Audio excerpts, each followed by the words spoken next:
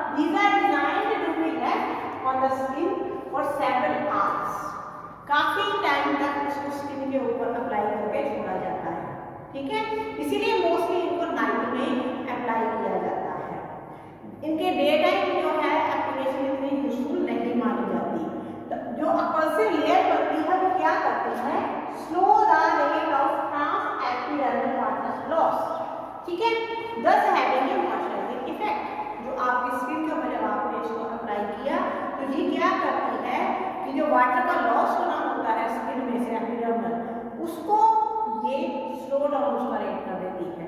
उससे स्किन जो है मॉइस्चराइज रहती है, उसमें ड्राइनेस नहीं आती है। ठीक है, तो इसलिए ये लुब्रिकेशन एक्शन प्रोवाइड करती है, स्किन की सरफेस को स्मूथ बनाती है। तो कौन कौन से पर्पसेस हैं जो एक मॉइस्चराइजिंग क्रीम जो है वो सॉल्व करती है?